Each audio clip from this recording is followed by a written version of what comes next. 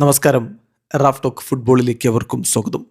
ഫൈനലിസമയുടെ കാര്യത്തിലൊരു final തീരുമാനമാവാതെ ഇങ്ങനെ നീണ്ടുപോവുകയാണ്. ഇന്നലെ യുവേഫയുടെ പ്രതിനിധികളും RFEFൻ്റെ പ്രതിനിധികളും AFAയുടെ പ്രതിനിധികളും കോൺമബോളിൻ്റെ പ്രതിനിധികളും ഒരു വീഡിയോ കോൺഫറൻസ് മീറ്റിങ്ങിൽ പങ്കെടുത്തിരുന്നു. അതിലും പക്ഷേ ഫൈനൽ തീരുമാനം വന്നില്ല. ഇന്ന് അവർ വീണ്ടും മീറ്റിംഗ് നടത്തും. അതിലൂടെ ഒരു ഫൈനൽ തീരുമാനം എടുക്കും എന്നാണ് അർജന്റീൻ മാധ്യമപ്രവർത്തകൻ ഗാസ് നെഡൂൽ അടക്കമുള്ളവർ റിപ്പോർട്ട് ചെയ്യുന്നു. പറഞ്ഞാൽ ഇന്ന് ഫൈനലിസമയുടെ ഫൈനൽ തീരുമാനം വരും. 3 ഓപ്ഷൻസാണ് ഇപ്പോൾ മുന്നിലുള്ളത്. ഒന്ന്, ഫൈനലിസിമ 2 പാദ മത്സരങ്ങളായി നടത്തുക. ഒരു പാദം സ്പെയിനിലും ഒരു പാദം അർജന്റീനയിലും. പക്ഷേ വേൾഡ് കപ്പിന് മുമ്പ് അത് നടത്തി തീർക്കാൻ ഇനി സമയമില്ല.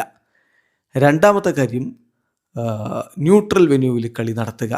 ആ ഓപ്ഷനും മുന്നോട്ടേക്ക് വന്നിട്ടുണ്ട്. പക്ഷേ ഫൈനൽ തീരുമാനം ഈ കാര്യത്തിൽ ഇതുവരെ എടുത്തിട്ടില്ല. മൂന്നാമത്തത്, മത്സരം പൂർണ്ണമായിട്ടും ക്യാൻസൽ ചെയ്യുക എന്നുള്ളതാണ്.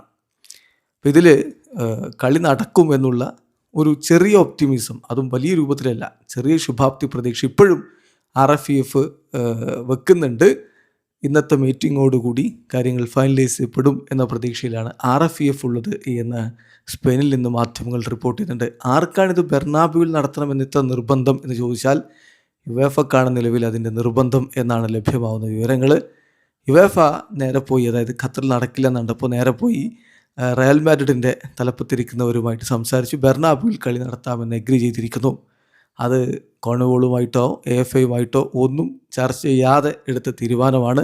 അപ്പോൾ അതുകൊണ്ട് തന്നെ അതിൽ AFAക്കും കോൺമബോളിനും താല്പര്യവുമില്ല. അങ്ങനെയാണ് ഈ കാര്യങ്ങൾ ഈ തരത്തിലേക്ക് നീണ്ടുപോകുന്നത്.